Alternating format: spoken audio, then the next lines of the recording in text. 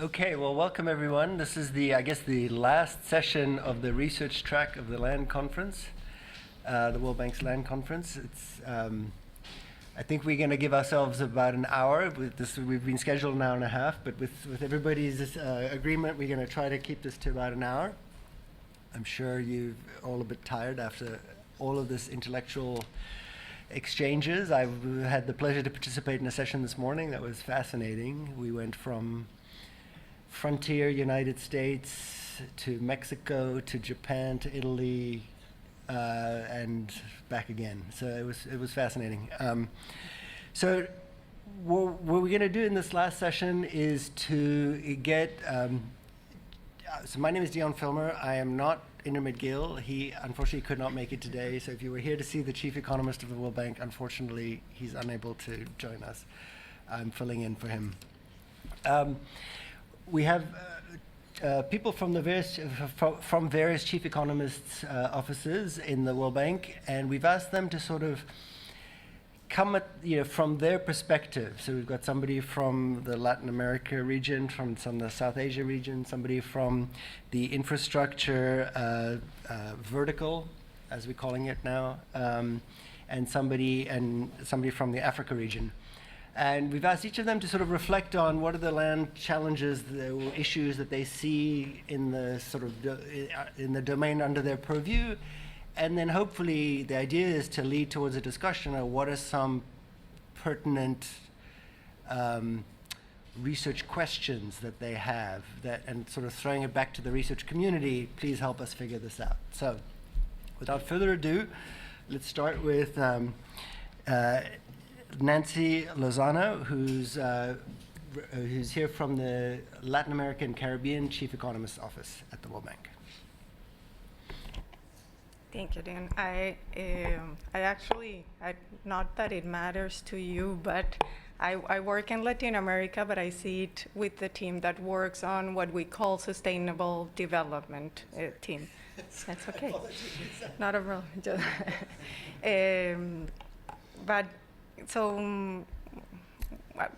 when I was trying to think, okay, so how do I summarize the challenges in terms of land issues in the region, I was thinking that a way to organize the challenges could be by the different land uses, or if we think about where demand is coming in the region for land.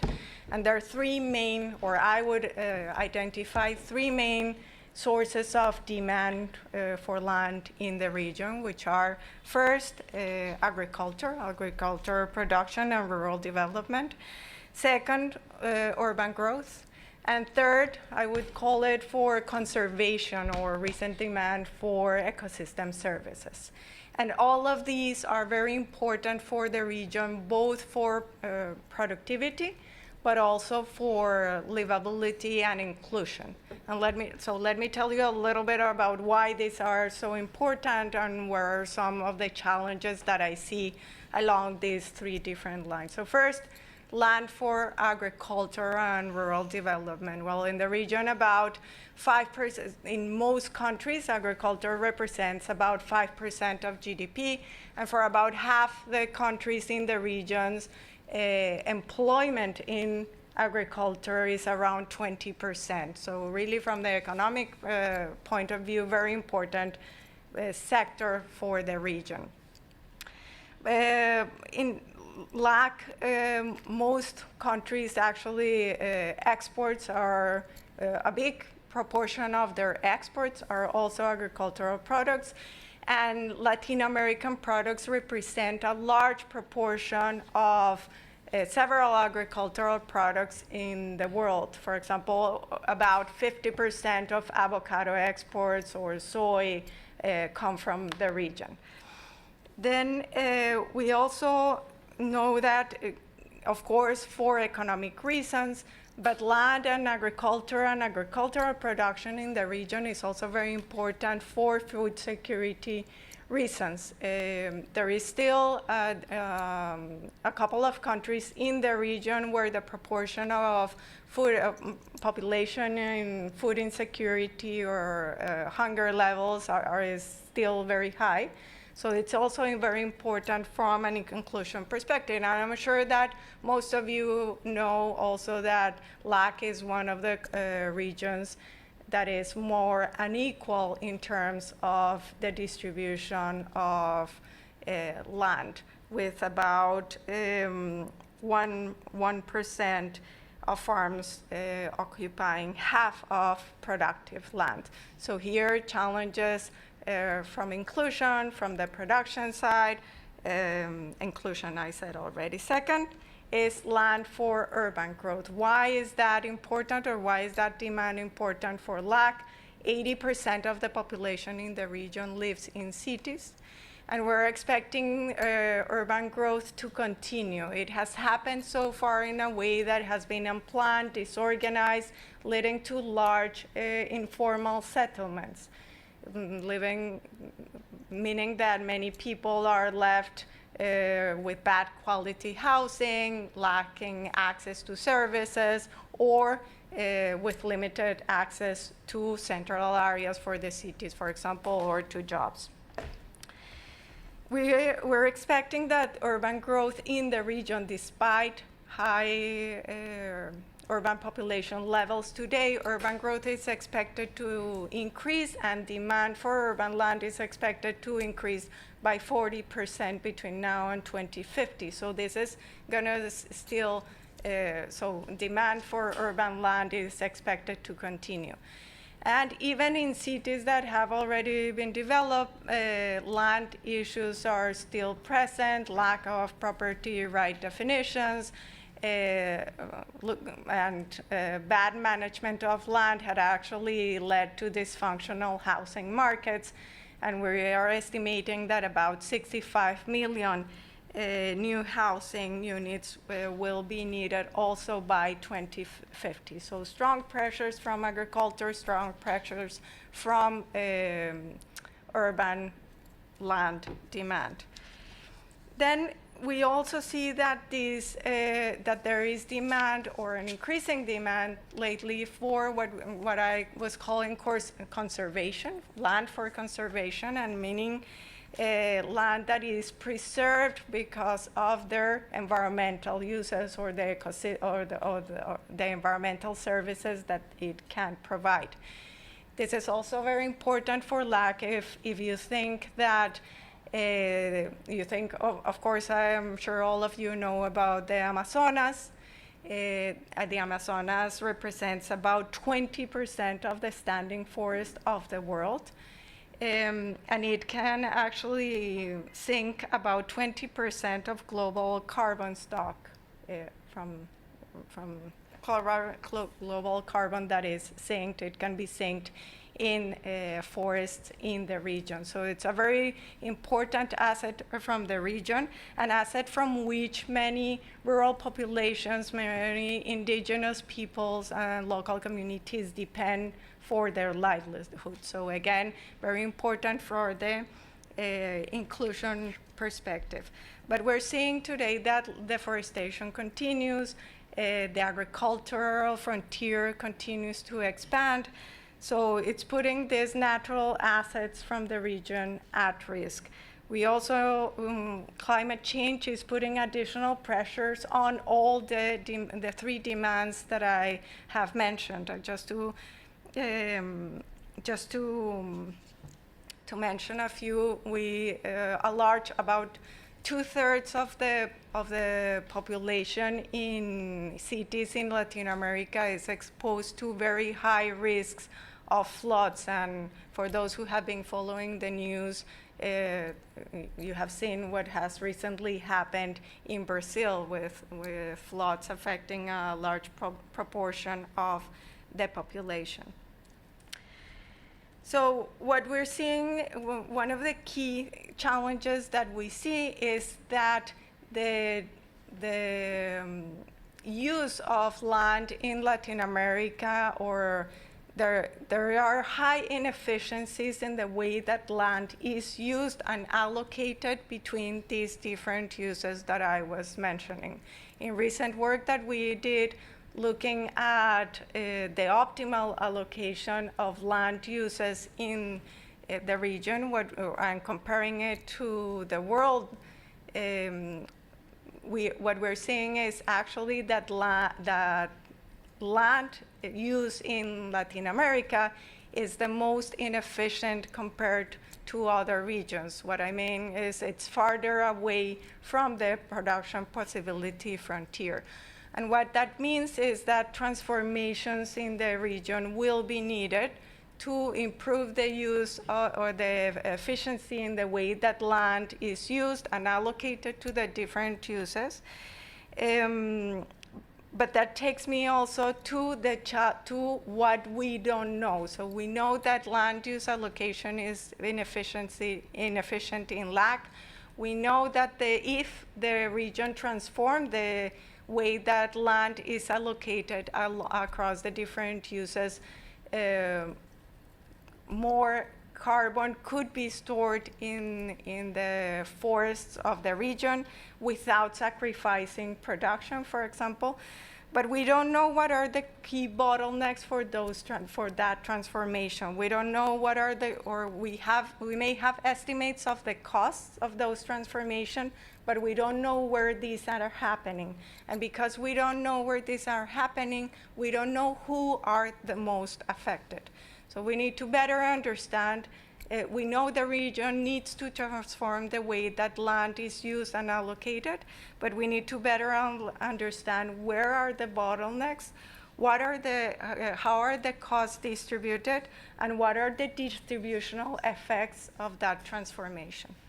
Let me stop here. Thanks, Nancy. Stefan, I'm going to turn over to you. Stefan Straub, he's the chief economist for the infrastructure global practice vertical. Okay, thank you, Dion. Good afternoon, everybody. I'm worried because I'm looking at the notes of my neighbors. They're very long and mine are very short, so I'll do my best to speak for 7 minutes. Is that 7 minutes? Yeah? Okay. Okay, so let me start with a bit of internal cooking. I mean, it's actually quite appropriate because as people who are not from the World Bank would not know, the urban practice is actually joining the infrastructure vice presidency in a very short time, in July, which means we'll be covering energy, transport, and urban, as well as infrastructure finance. And I think that makes a lot of sense because there are a lot of complementarities. So let me try to just a few things. So I was asked to say maybe what are the bottlenecks. So first, land is obviously a constraint for infrastructure.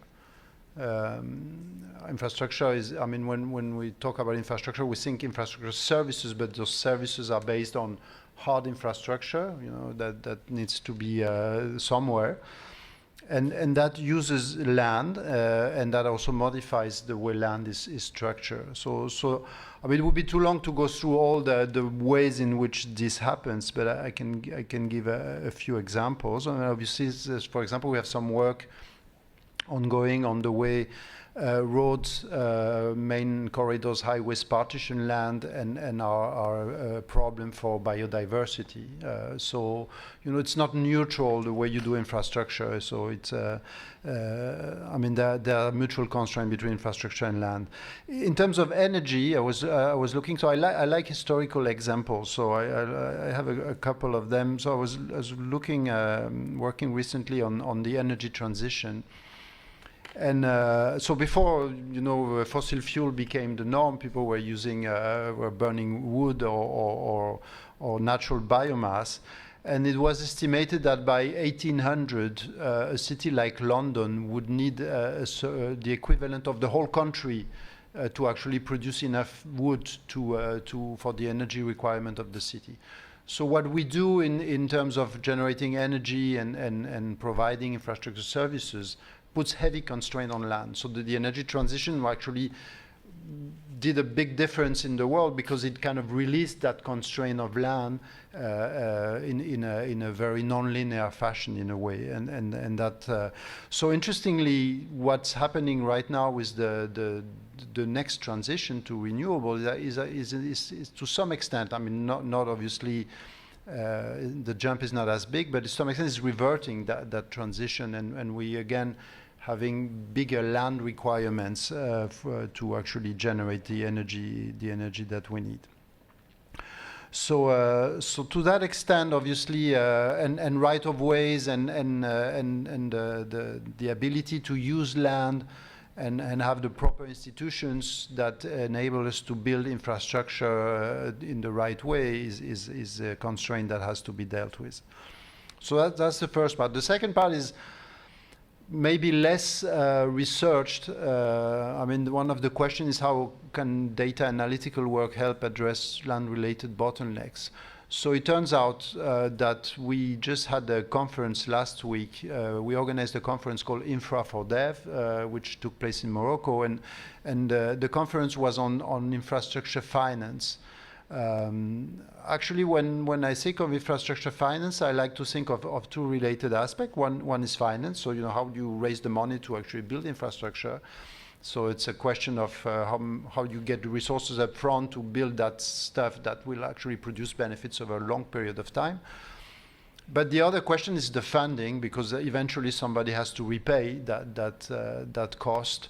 And until now, I mean, I'm generalizing a bit, but people would mostly say, okay, there are two ways in which you repay. So you fund infrastructure. One is by raising fees from users, and the other is by raising money from taxpayers. Okay, and any combination in between would be what we do. So you have a toll road, get some fees, or it's a fully taxpayer-based type of repayment.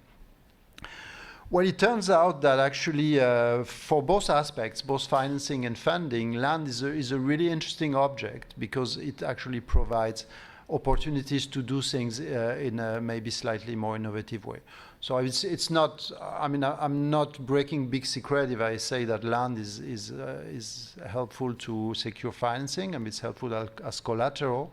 What is a bit less maybe where we have less evidence is on the funding side. So it turns out that, and I saw a lot of very interesting presentation last week. There's a lot of innovative thinking going on in terms of the funding based on actually appropriating the value that is creating by infrastructure, and land is a vector in this process. So some things you might have heard of, land value capture, obviously is not completely new, and people have been thinking about that. But there are more interesting things going on. I mean, now people talk about commercial value capture. We had presentation on private cities, which are a way to integrate all these different dimensions and generate value and appropriate that value to actually get the services to the users. And so what I noticed is that there's work going on. People do that at the World Bank. There's some people in operation, so they call it transit-oriented development. You might have heard that term, for example. There's a lot of it going on in Asia. And some people have pretty good operational knowledge on how these things might work, but there's not a lot of research. And I think it would be very interesting to generate more research to actually evaluate the extent to which this type of mechanism can be useful to fund infrastructure. Why do we want to do that? Because it kind of then helps to solve the additional challenge, which is things you hear every time all the time at the World Bank. Oh, we don't have enough money to actually build infrastructure with public money and concessional resources. We need the private sector to pay for that. Well, the private sector is only going to come if you're able to appropriate some of the value that infrastructure is supposed to be generating through externalities and long-term improvement in economic activity and productivity gains, etc. And this mechanism, which acts through land, are one way, potential way to do that. It just would be good to be able to evaluate them a bit better and have a better feel of what works, what doesn't work, in which setting, etc. An additional reason why this is interesting is because taxing land, I mean, or things that are derived from incremental land value is generally non-distortionary. which is not the case of taxing, labor or other type of activities or capital. So that's an additional advantage of trying to use land in that way. And finally, it relates to another very interesting aspect that we're trying to study a bit more as well in the work program that I'm trying to push now is the fact that there are complementarities, and so land in itself is not going to be enough if you don't have a good tax system, you don't have a good registry, cadastre, and the different institutions that will enable the type of mechanism that I'm mentioning here to actually work properly.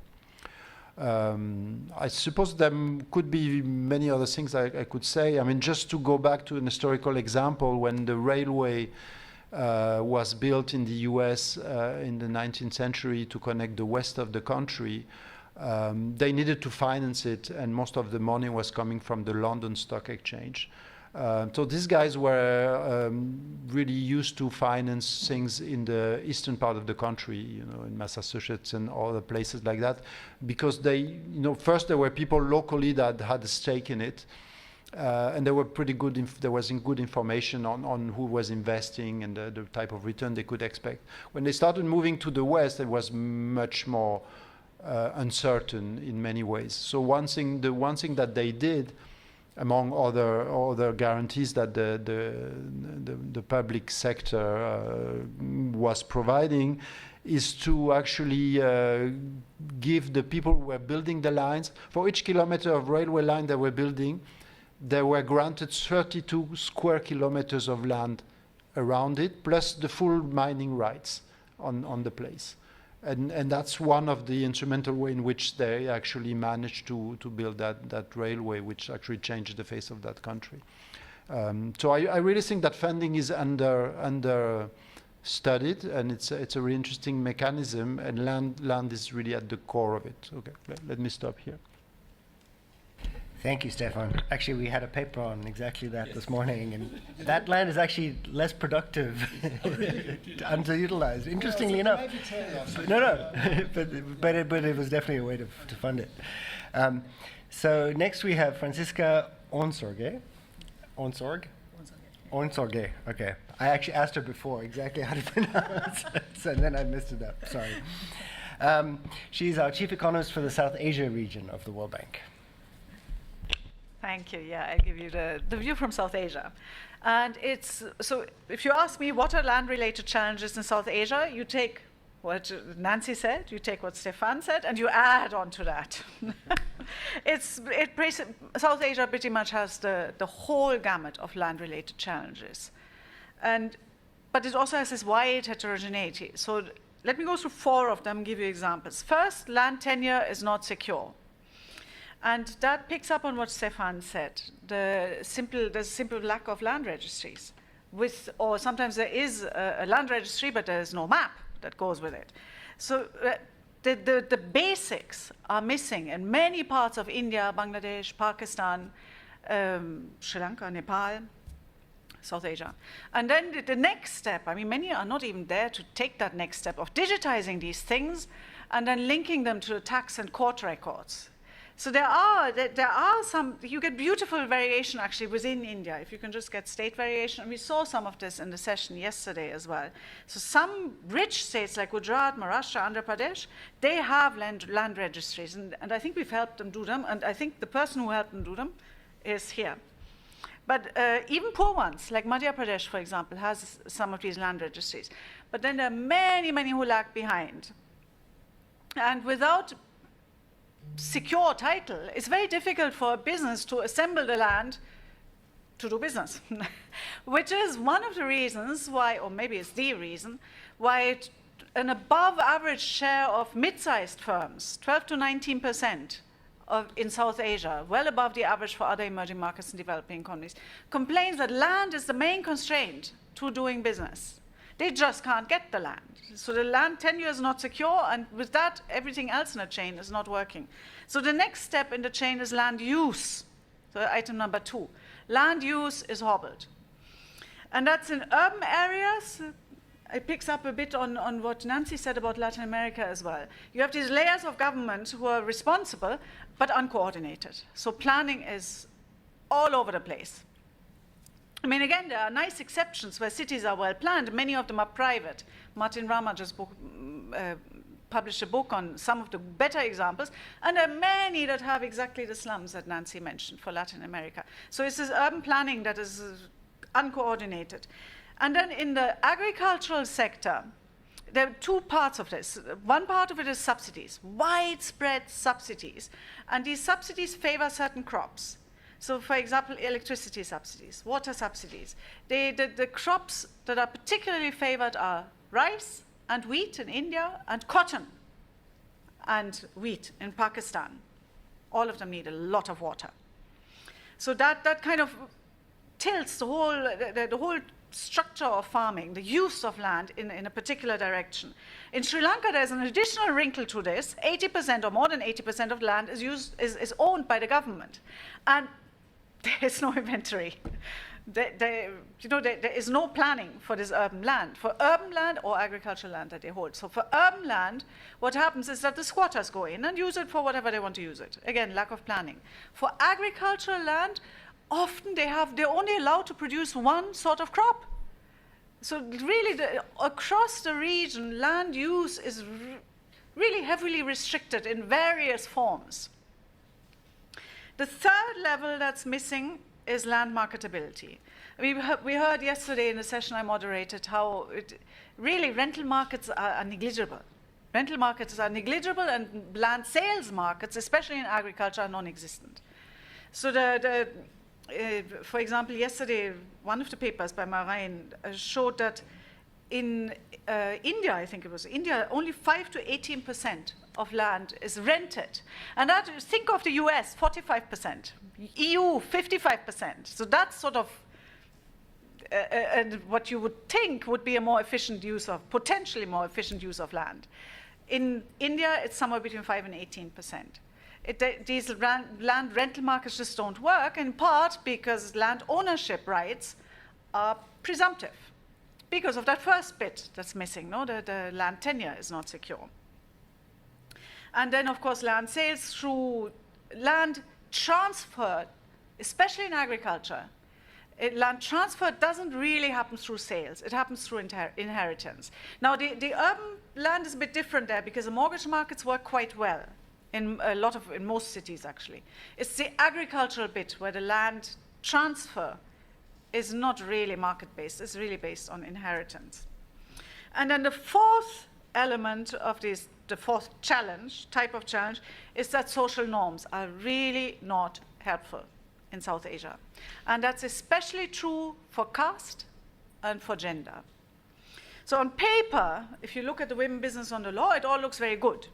No, at least in three countries, three countries, including the big one, India, Nepal, and Sri Lanka, sons and daughters, and male and female spouses, they have, in principle, equal inheritance rights.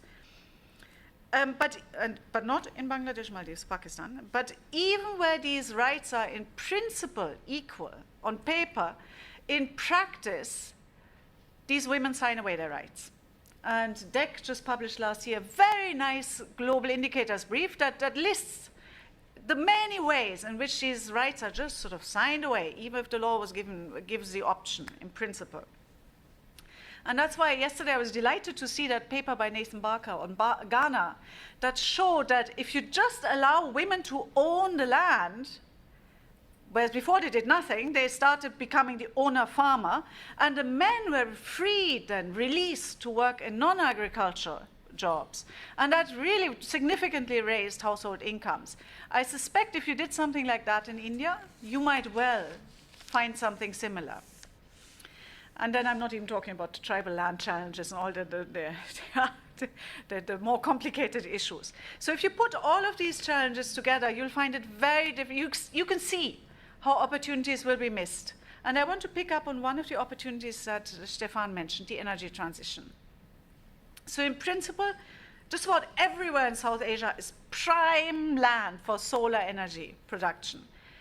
But solar energy installments are really expensive.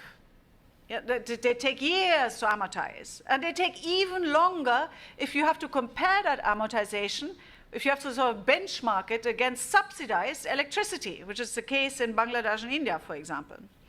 So no one with insecure land tenure rights is going to do that kind of investment. And if you don't have a rental market and you don't have a sales market, a land sales market, you also can't make sure that anyone else does this kind of investment. So it's really an opportunity missed, because South Asia really is prime land for solar energy production. Now, the next question is then, what's the bank doing? I keep that one short, because I know this is not the audience for this. But I just do want to touch on this. The authorities are, of course, well aware of these challenges, and the bank is working with them, and actually Klaus is working very closely with him. We give technical assistance on many of these, on each item, actually, on each of these items. I can give you an example of the technical assistance we do. We also give lending. We also lend to address these things. We do a lot on land records, maps. We help modernize land administration systems. We help the governments with land management. So property valuation, taxation, what you mentioned. We work with the governments. So we do work on this, and you get the picture. You find in South Asia just about every land-related challenge that you can think of is somewhere in South Asia, and the governments know them well. They're trying to work on it, and we're helping them work on it. But there are two bits where there's not much guidance from research. The first bit is, you have all these challenges, where do you start? Where do you start? Which of these challenges is the prerequisite for fixing other challenges? What's the right sequencing of fixing these reforms? These reforms are incredibly hard, politically hard. Some of them, many of them, are politically hard. Some of them are purely technical. But where do you start? What's an efficient sequence? And the second thing is, the second big question is, what do we do if the reforms are not going to happen in a hurry? So let's assume they don't happen. That doesn't mean we should miss all these opportunities. So, for example, going back to that energy transition, for agrivoltaics, I told you that South Asia is prime land for solar energy. So that takes land, but so does agriculture, and governments are very worried about food security. So agrivoltaics would be the solution.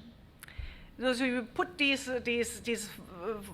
solar panels up on stilts so the tractor can still go through, and you get the shade from the solar panels. So it's actually a win-win in every dimension. And it's cheap energy if you don't have to compete with subsidized energy, of course. So can you somehow bundle the reform that the country needs with the investment that the country wants? Is there a way of bundling them? So, for example, a colleague of ours, Stéphane Hallegatte, gave us this wonderful example of what they're doing in Côte d'Ivoire, where they're bundling the reforms that are really long overdue, with investment that is needed, is wanted, really desired by the government. So, for example, they are trying to do these bonds, these climate bonds. And what they're saying is that the climate bond will be given in return for progress on land registries, fixing the problem of land registries, is finally establishing, cleaning up the land registries. Is there a way of bundling reforms that you get what the country wants with what the country needs? And everyone knows the country needs, but it's just very hard to do. And we would love to work with you on this, or any pointers and papers that could be used for this would be very welcome. Thank you. Thanks, Franziska. Last but not least, we have Ian Schuker, who's the regional director in the Africa region of the World Bank. Okay, thanks very much.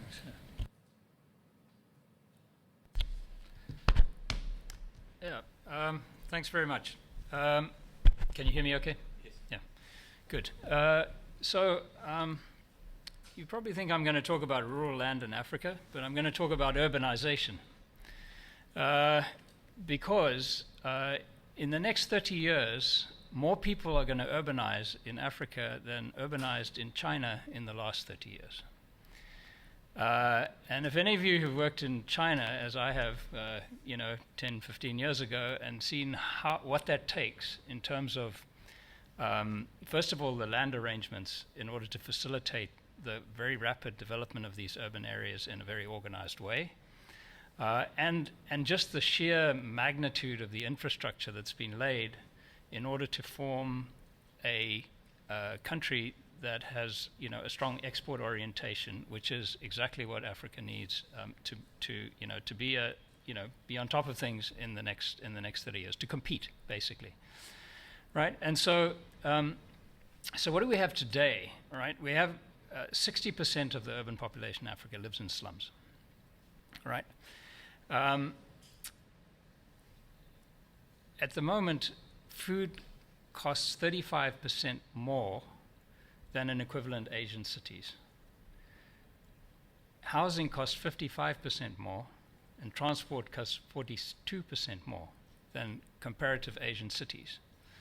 Now, when you work that back into your labor markets, it means that, you know, your labor is comparatively more expensive, and so you're just not competitive, right, with the key producers around the globe.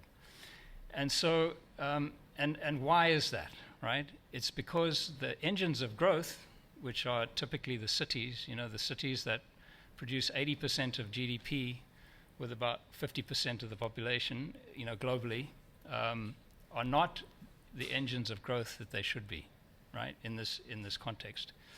And much of it comes down to, you know, efficiencies within the urban structures that we have. So transport infrastructure, port infrastructure to exit things, and rural-urban linkages, right?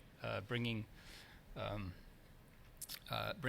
agricultural products into land, and what this does is basically block your structural transformation, right? The traditional, you know, structural transformation of people urbanizing, getting higher productivity jobs, and then you know, and basically as a result, you know, sort of moving people out of low productivity or partial productivity jobs in rural areas and moving them into urban areas.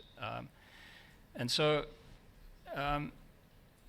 you know, so this is something that I've been trying to push quite heavily in the region, is to bring attention to this issue, because if we don't do that, people are still going to urbanize. People are urbanizing in Africa at about $1,000 GDP per capita, whereas in East Asia they urbanize as $3,500 per capita GDP, right?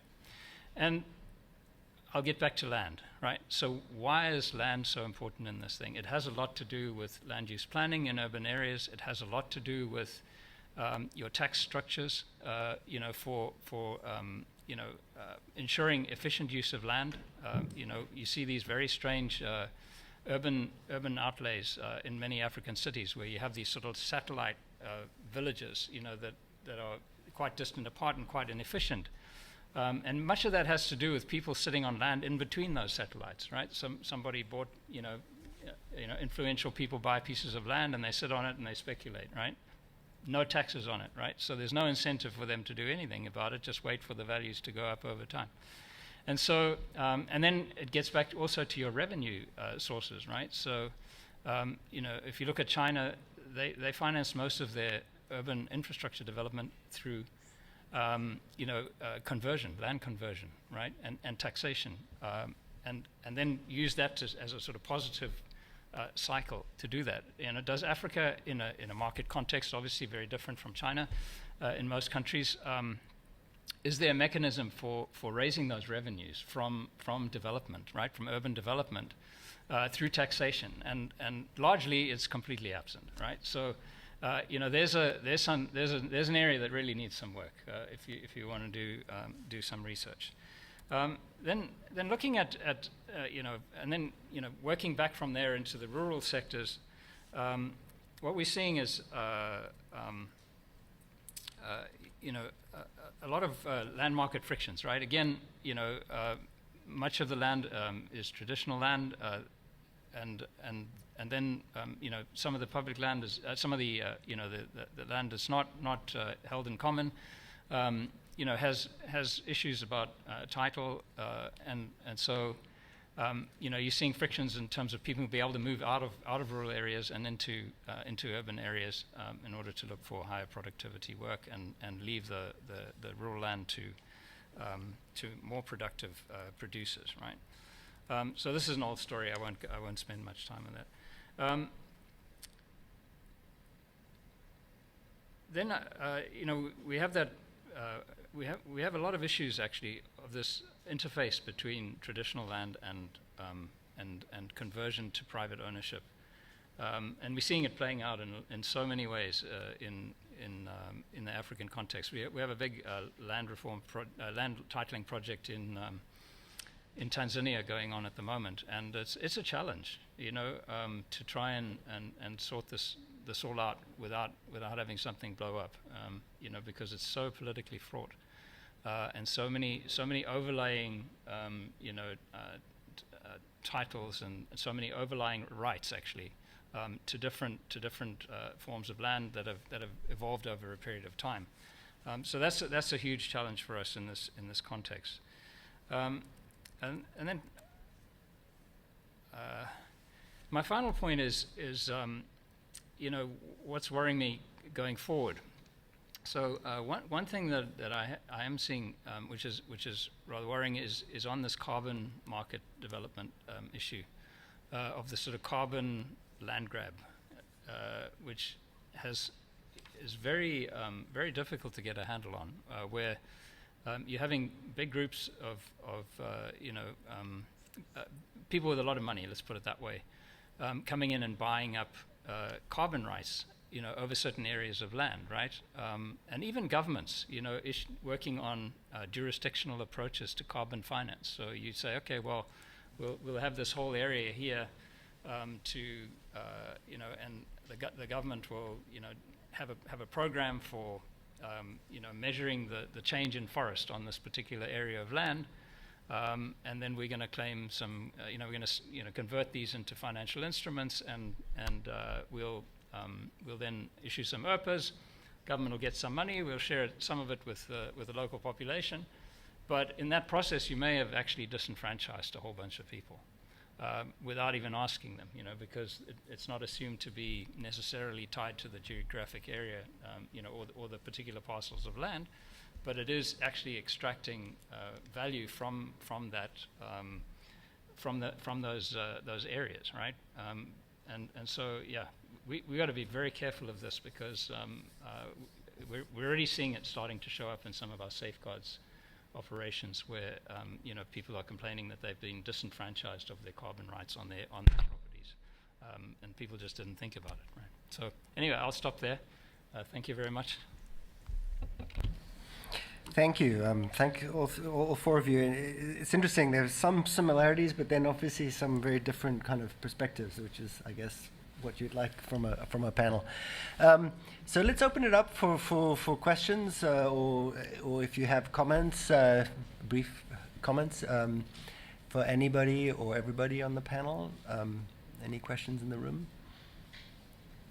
I see one question there. Yeah, go ahead. Maybe introduce yourself, just so we all know.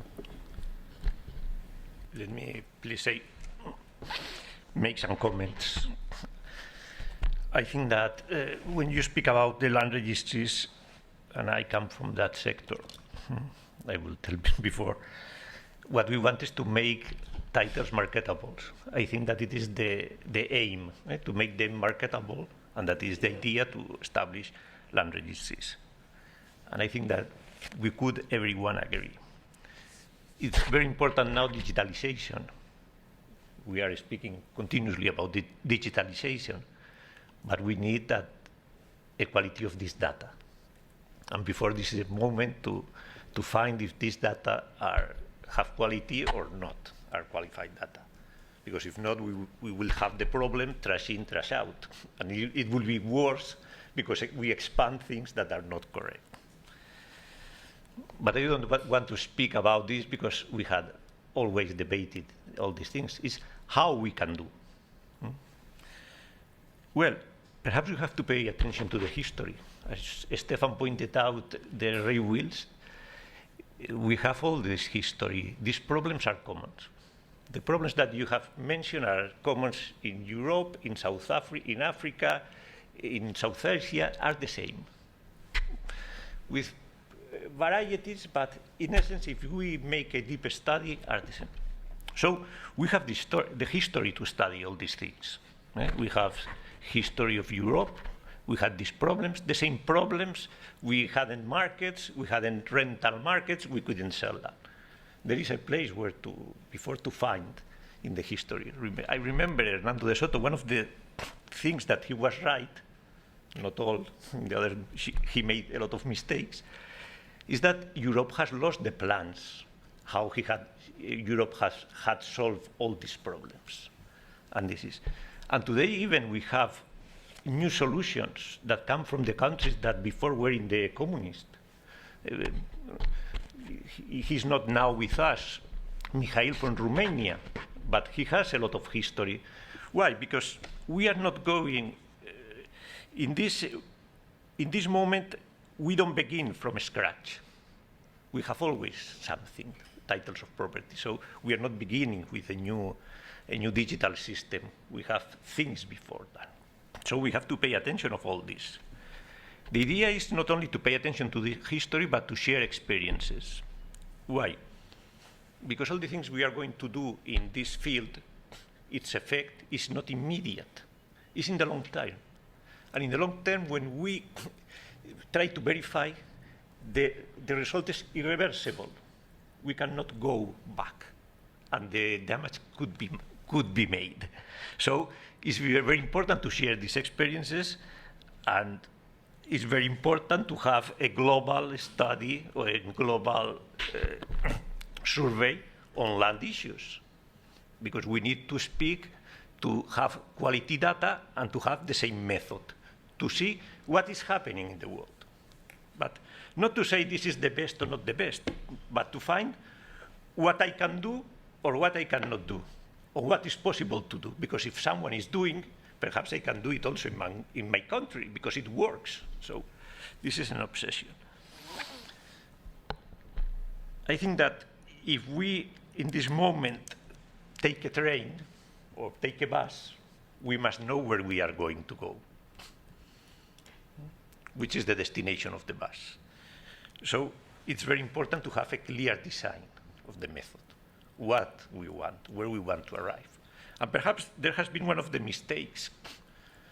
We have made a lot of mapping, a lot of cadastre, thinking that we were making land registries, and we were not making land registries. We were building other institutions. So it's very important to have a clear design of what we want. This is only what I wanted to say. Thank you. Okay, so we have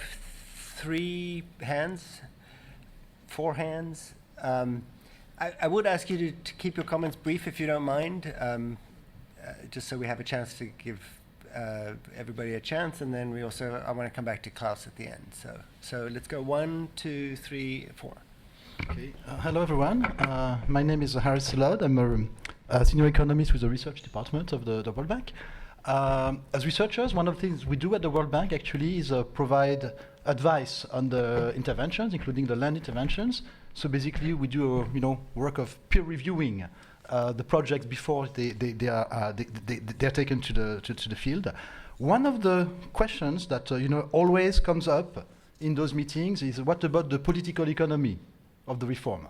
Are we going to be able to implement it? And I think it's one of the big hindrances about the land sector. In this land system, there is a lot of rent-seeking opportunities. A lot of people actually making a lot of money, extracting a lot of rents from the system that does not function very well. So if we want to improve the system, for instance, if we want to bring down the cost of registration, let's say reduce the number of the steps that are needed in order to obtain a property title, we have to shun some of the main stakeholders. So there are really questions that emerge. What is the role of notaries? What is the role of surveyors? Even what is the role of people in the land administration?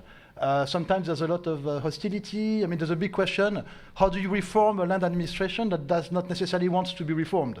right? The agents of the land administration sometimes, they can, perceive some side payments in the process, etc. So it's quite complex. It's a very sensitive issue, but I think the research here would be, very much needed and appreciated in order to help understand what are the bottlenecks and how those bottlenecks can actually be, overcome, and providing the right incentives to all the players in the system in order to actually be able to reform and make progress. Thanks, Harry. Hello, yeah, and thanks a lot. My name is Jan Ley. I'm based at the GIGA, that's the German Institute for Global and Area Studies in Germany. So thanks a lot for these perspectives on land-related issues, pertinent ones, all of them, I think.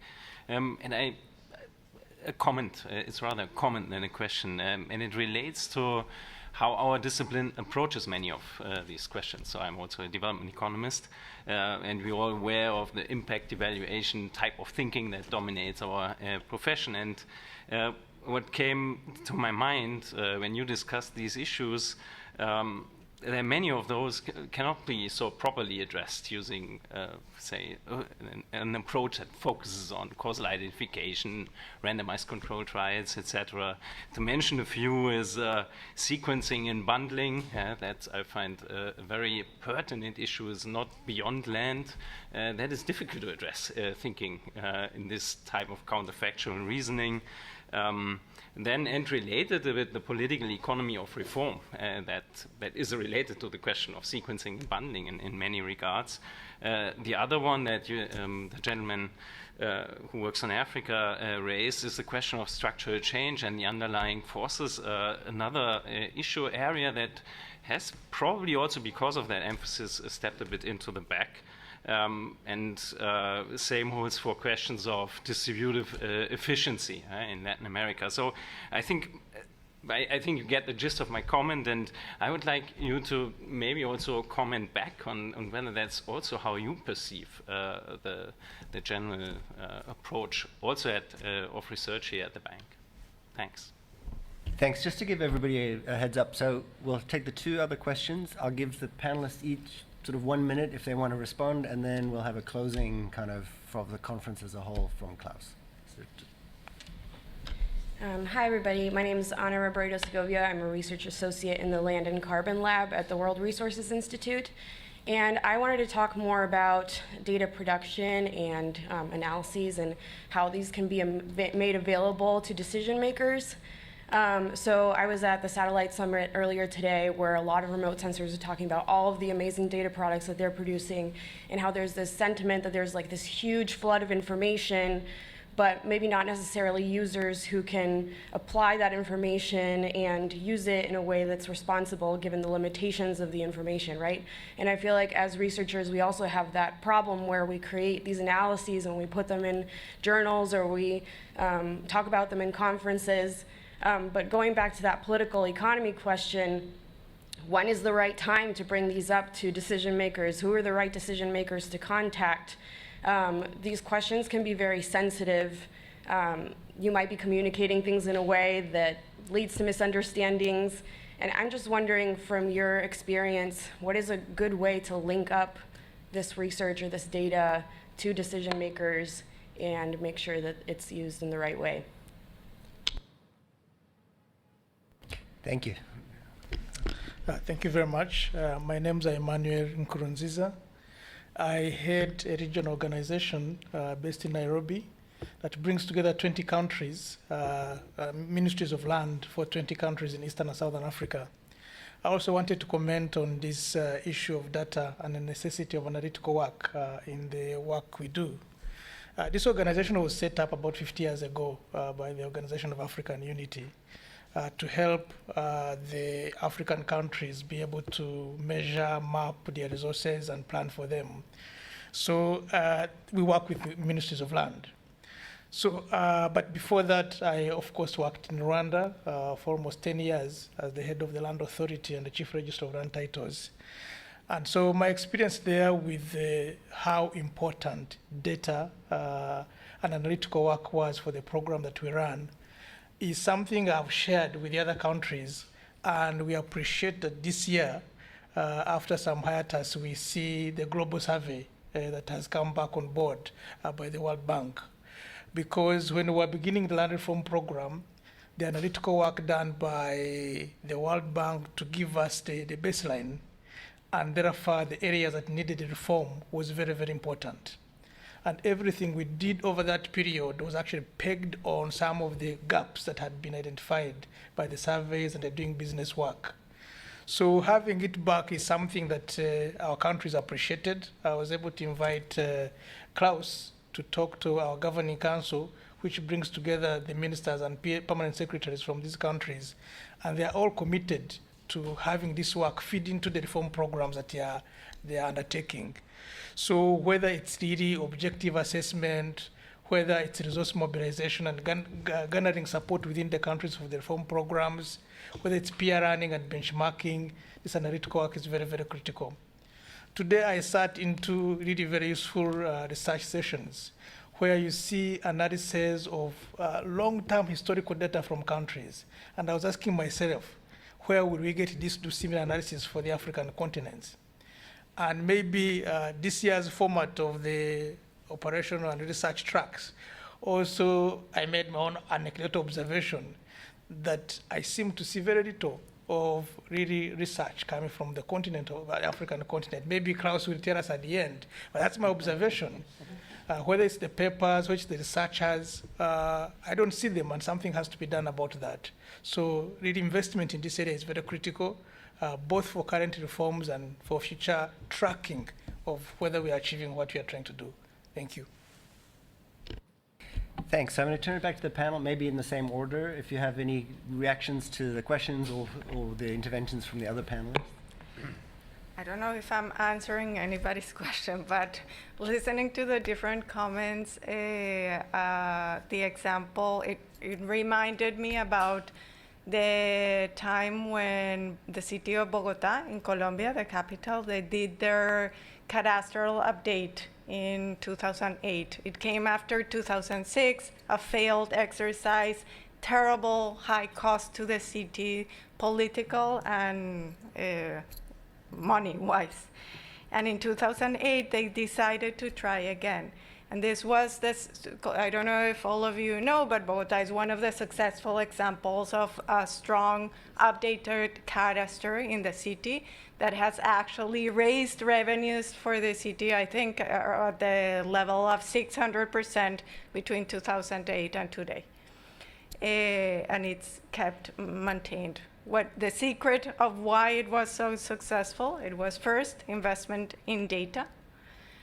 Second, in methods, in the analysis, in the processes, in the methodologies that were used to update the cadastral values in a way that was transparent. So data that was available for everybody to see, methods that were clear to everybody. But very importantly, to the point that Haris made, a very, very strong process of consultation. And that was really what allowed this very dramatic update of the cadastre that had very strong impacts on the taxes that people would have to pay to be successful. Not only that, but because the authorities had an eye on inclusion, they also put forward reforms to the tax system that bounded the tax increase and prevented very large increases that would have made this unaffordable for a large proportion of the population. So I would say data, solid methodology where research is very important as a contribution. Second, very strong consultations to avoid these political economy issues. And then also keeping an eye on the most vulnerable to make sure that they're not affected. Just to close, I think this applies to everything that we do and the way that we should be thinking about interventions and reforms on land, and to the point of how to do this and how I think we can do it from the World Bank and from your side together. I think first, of course, focusing on these areas that you have heard that are key questions on research, trying to answer them, but then knowledge sharing. Somebody, I can't remember who mentioned it, the importance of sharing experiences. And then capacity. So I think if we need to keep those in the knowledge flow, we need to keep all those steps in mind to really be able to contribute to the discussion. And one final point on the impact evaluation question. My take is there's not enough. Yes, there's a lot of impact evaluation, only there are many other methods that are important. But if I think from the LAC perspective about the Amazon, we're talking about scaling up action in the Amazon. We're talking about things that need to be done now to prevent deforestation, to prevent a tipping point that can happen in 15 years. For that, I want the best research, the best impact evaluation happening now on every single intervention to allow course correcting that happens tomorrow and not in 10 years. So my call would be just keep working on that as well. Thanks, Nancy. Stefan? Okay, thank you. I'm just a bit randomly. So yes, political economy. I mean, I come from university. I've just joined the bank recently, so I've been on the other side as well. I mean, of course, politicians have incentives, but we also have incentives, right? And you guys also have incentives. I mean, you basically want to publish. We have carry incentive. Everybody has incentives. You know, it's just the world we are in. I mean, it's not like we're pure spirits and try to. I mean, we obviously try to do good, but you have to take into account the game that we are all playing. And that makes it slightly more complicated. We shouldn't think that just politicians are the ones that have incentives. You know, I mean, we're also a part of the game. Sorry, I mean, I said randomly. So, yeah, I mean, there's not a lot of research published on Africa. I mean, yeah, I mean, that's part of the incentives that researchers have. You know, I actually once submitted a paper on Brazil. Brazil is a rather big country to a top journal, and one of the referees said, "Oh, it's Brazil. Why do we care? You know, if it was the U.S., maybe it would be worth publishing here." But you know. So imagine if it's Ghana or Uganda, right? I mean, so yeah, incentives.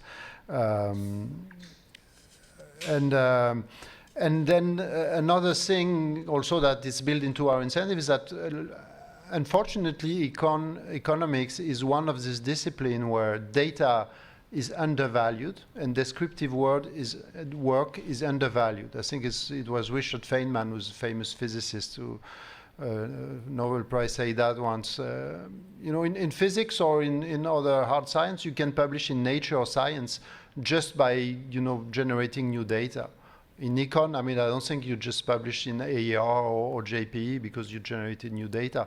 But still, it's very important. It's a public good, right? I mean, I think, and that's where we at the World Bank probably have a comparative advantage and a role to play, and we're trying to do that. And impact evaluation is definitely important. But there are other techniques. I mean, you know, where I come from was in Toulouse. I mean, my colleagues would only want structural work. So, I mean, and sometimes structural work is important and it's useful. So, you know, we are not single-handed. We have plenty of tools. I mean, we can do all that. And finally, data. I mean, I've been in some of these meetings where these guys who handle satellite data come and say, "Oh, look, I have all these wonderful sources of data, and you guys are not using, you're not buying from us." And I mean, I'm sometimes, I mean, we have to be careful. I don't think that all that glitters is gold. You know, some data is useful, but not always everything. We have to exert judgment.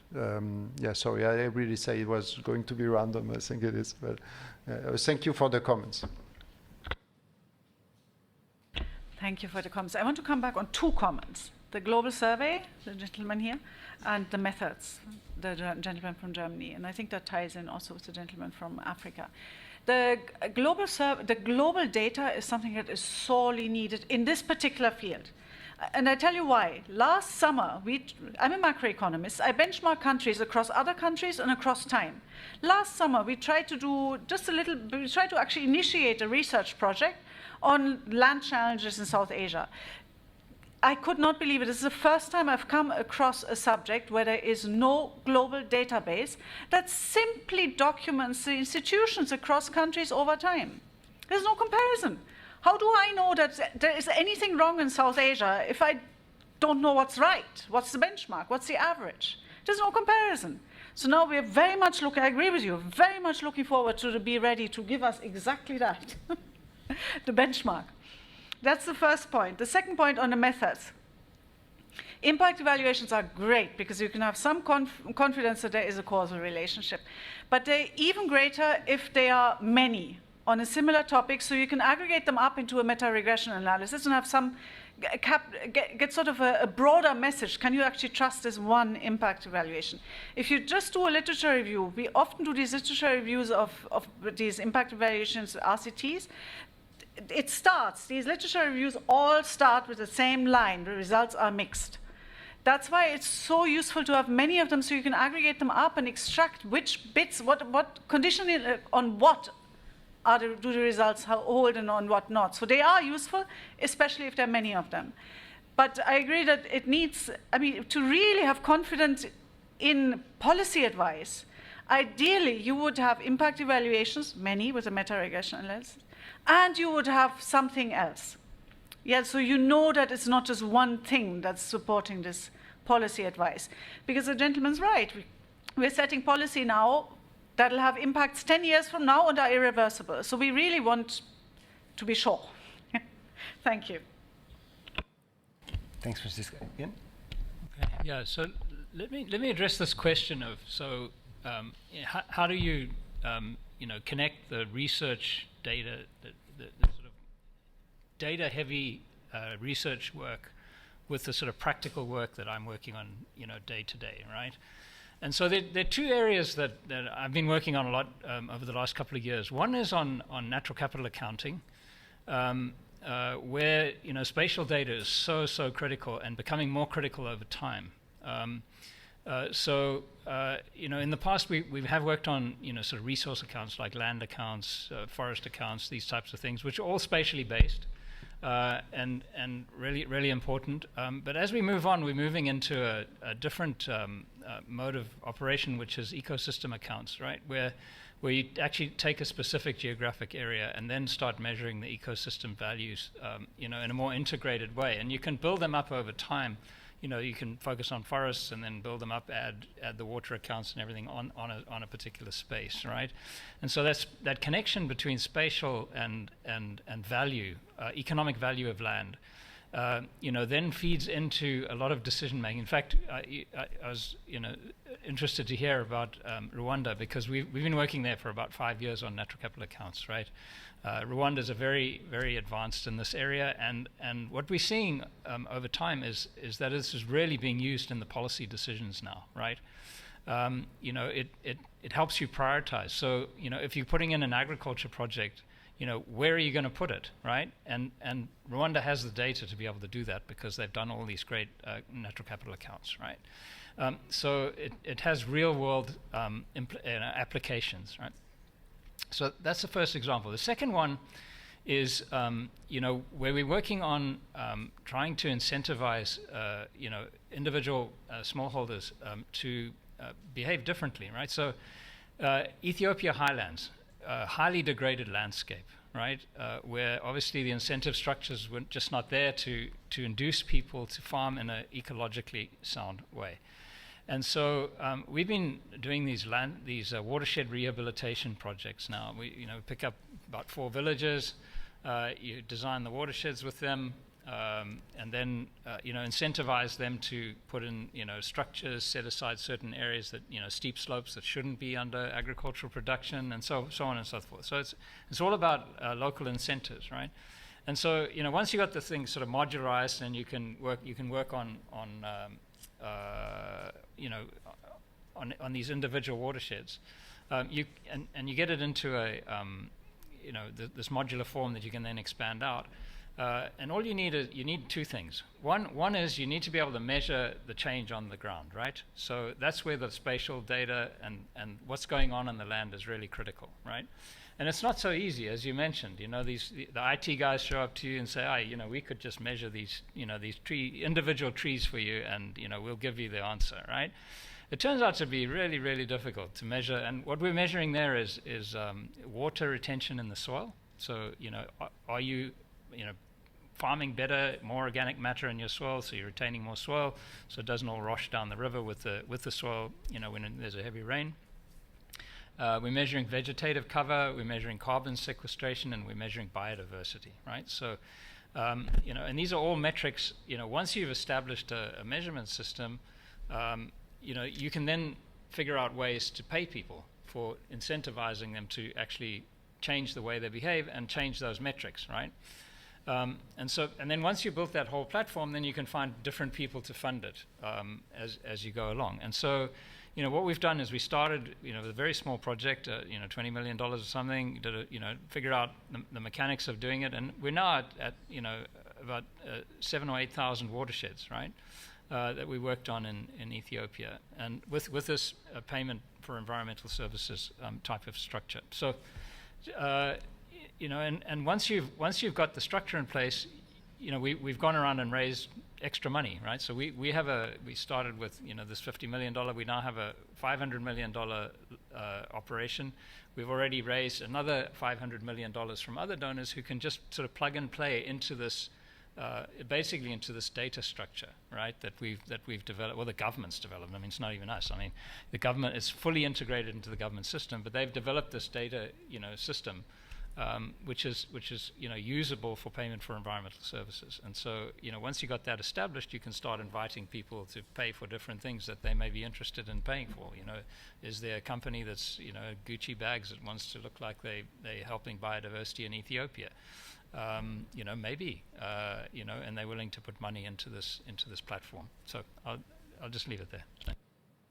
Thank you. I'm going to turn it over to Klaus in a minute, but as the director of the research department at the bank, I can't help but kind of come in some of these research questions. And one on the geography of research. I mean, we've done some interesting work looking at the geography of research that the World Bank does as compared to, you know, non-World Bank research, and it's very different. And so I'm proud to say that the research that the World Bank does doesn't suffer quite as much from this sort of the biases that you see and that we experience. But it's less published as well. Then it gets less published. Yeah, no, I mean, but that's, as a research department in the institution, we're actually willing to face that trade-off, because otherwise, why do we exist? And then on the nature of research, I mean, again, this is the research department, but the other parts of the Knowledge Bank and DEC, which is the sort of the vice presidency where where I sit. I mean, we value the creation of data in and of itself, and the contribution that can make to the kinds of issues that Francisco was talking about, and again, getting away from the sort of the publish or perish notion of that drives a lot of research. And then on the methods, I mean, yes, too much or too little RCTs. There's a range of methods. I mean, the panel we had this morning actually, I think, kind of responds interestingly to I think, two of these concerns. You know, none of these was an RCT. They did take sort of identification seriously and use different approaches to do that. And two of the papers actually look quite explicitly at the association between, the links between land reform and political economy issues in the associated environment. Not exactly the political economy of reform per se, but sort of the interlinkages between the two. So it's possible to sort of use interesting approaches that aren't necessarily a prospective RCT to address some deeper questions that we might have around these issues. So I'm hopeful that as a community of researchers, we can actually be creative in the many dimensions to answer some of the sort of real challenges that have been raised by our esteemed panelists. Now, I'm going to turn it to Klaus to close out, to have the final word on the research track of the LAND conference, and over to you, Klaus. Okay, thank you very much. I think let me start by thanking everybody. I think many of the people who I actually had to thank already have left, but I think it has been a wonderful experience. I think we have seen a lot of excellent research papers, and I think so. Since I'm also in the bank, let me try to draw 3 conclusions that have some implications for the bank. I think the first one on what we have learned from these 3 days. I think the first one is that institutions and regulations matter hugely, and I think that is actually something where, or they're conditioned by social norms, and that is something where I think the bank actually can have some comparative advantage. I think, let me start with climate. I think it was mentioned a couple of times that carbon grabs may be a big challenge again. And I think we have seen all of this wave of, especially in Africa, of land acquisitions, but I think this time it's going to, carbon grabs are also going to spill over into Latin America and South Asia and even, I think, East Asia. What we have, I think a couple of papers have looked at, and I think that what comes out there is very clear that decentralization of responsibility for land management and for land rights is very effective in dealing with that, but under the condition, and I think that means that, of course, you need to respect secondary rights. I think secondary rights relates both to gender, because gender in customary and traditional communities is a big issue, and also secondary rights in terms of livestock corridors in pastoral societies, because that is also something. But I think if you recognize communal or customary rights in that context, even in a decentralized level, even in a decentralized perspective, you establish the basis for causal and bargaining. And that is something, but you need to have the accountability, and I think that came out very clearly from Brazil. I think Brazil, things change. I mean, you had elite capture until the central government established satellite-based monitoring of land use, and that completely eliminated the political, because it eliminated the possibility to manipulate the process at the local level, and I think that is a very important lesson. I think the second, and of course that is, second is that, of course, at the rural-urban continuum, land markets and transferability, and also by implication financial markets, are absolutely crucial for structural transformation.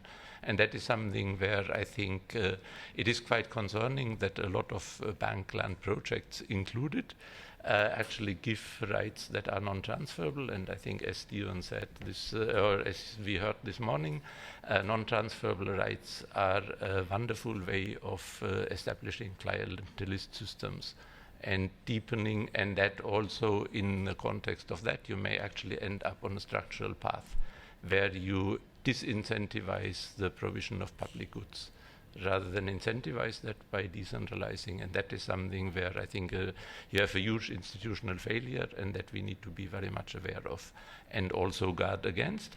I think the second element that we heard a lot, I think there was a lot of discussions that markets do not, even rental or sales or whatever markets in rural areas, get very, very far off of the efficient allocation. And that, I think, is an issue of, I think I myself come from a village, and I think we had 48 parcels. My father always showed me the map of these parcels. And of course, the way this was solved was not through a market, but through top-down through consolidation. I would probably not be here if that consolidation would not have happened. But I think, of course, right now, with digitization, you have completely different ways of actually designing mechanisms for coordination. And that is something where I think there's a lot of very interesting research agenda. And where also I think we established, I think Ethiopia is very interested because they have secondary certification. And I think they have been trying different ways of dealing with consolidation. But of course, that is something that I think we already discussed with the operational team to actually support that. So I think eliminating some of the multiple frictions of that prevent markets from achieving the optimal outcomes, I think is very important.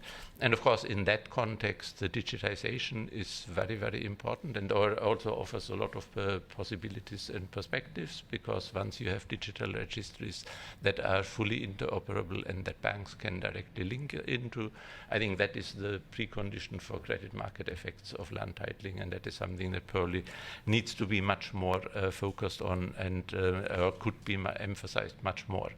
I think, and of course, then the third element, as Ian mentioned, and I think was mentioned a couple of times, cities, Africa will be urbanizing at unprecedented rates. The same thing is happening in South Asia. I think there are, and without cities, without decentralization and sources for own source revenue generation and land value capture, you will not be able, I think what we will see is that the cities will be unproductive, the urban costs will exceed the agglomeration benefits and skill-based agglomeration and the increases in land values, and this will be huge slums. Of course, for that, property valuation is absolutely key. I think we have prices are very little available, and I think registries could do a much better job in terms of making prices available, in terms of, and that is links to the data thing. Also, I think we have heard here very clearly that even though many people confuse or do not distinguish between transaction taxes and recurrent property taxes, transaction taxes are hugely distortive, and I think generate welfare losses that are bigger than the gains than the revenue that they actually generate. But so I think we need to be very clear, and again, that is a very clear implication for the bank to get rid of transaction taxes. And I think transactions in all transaction fees are one of the key neglected areas. And of course, I think, and then have recurrent taxation, which also eliminates the scope for speculation. Fourth element is that planning is, and I think that is linked to the absence of land prices, and I think valuation, and especially making valuations public, would be the key element for that. Without land prices, private sector cannot or deciding on an investment and incorporating risks is very difficult. Even insurance markets will not work if you don't have prices and information on that. So I think that again is something where a lot of progress can actually be made, because adaptation investments, especially in cities, will be needed, and planning needs to be informed by future environmental risks, and that can only be, or that can be done most effectively if some of these risks are reflected in prices, and then of course also if you then can plan not only using command and control approaches, but also fiscal incentives, which are much more effective and can be done much more flexibly.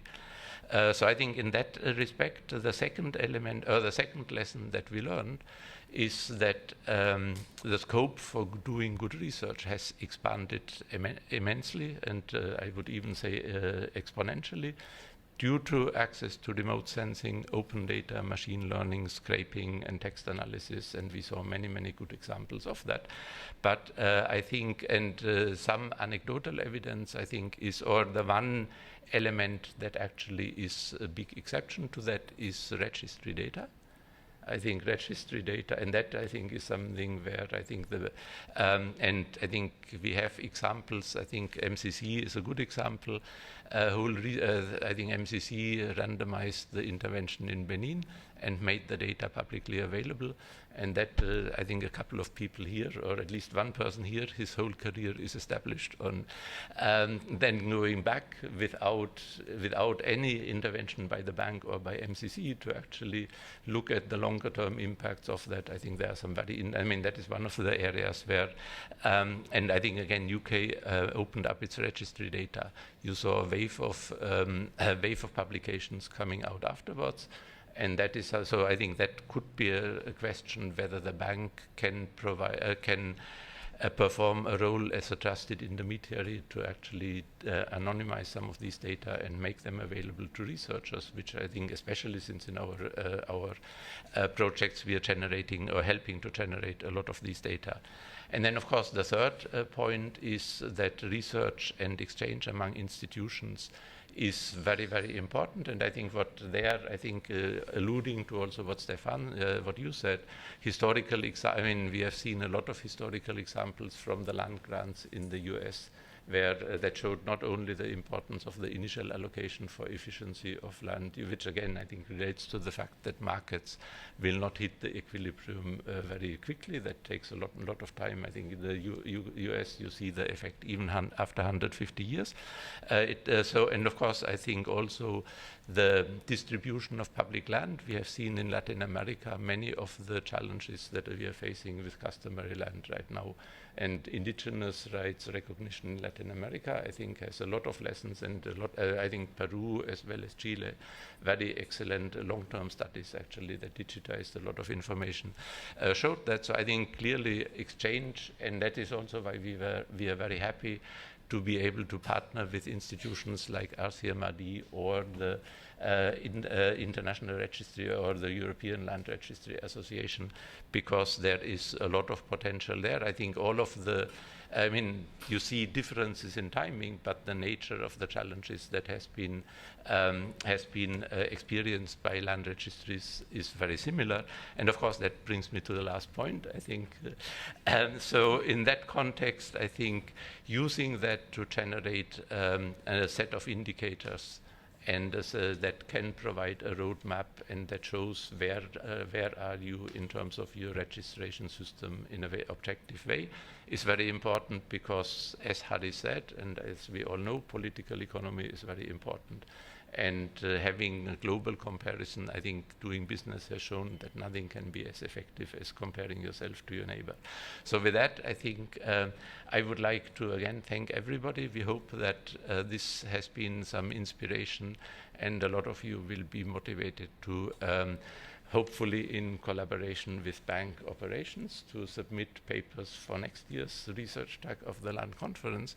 And before closing, let me just acknowledge the support of our conference assistants, as well as our conference team. I think Thea has been leading them very effectively. I think Rula, Elaine, Ryan, Yahe is here. I think Puntip and of course I think, and also our management, I think, for supporting us, both Dion, Indamit, even though he's not here, and of course our research manager. So let's give them all a big applause. Thanks, Klaus. And then also just to thank our panelists, and then also thank you all of you for the leaning into this conference and making it really successful. So thanks, everyone. Okay.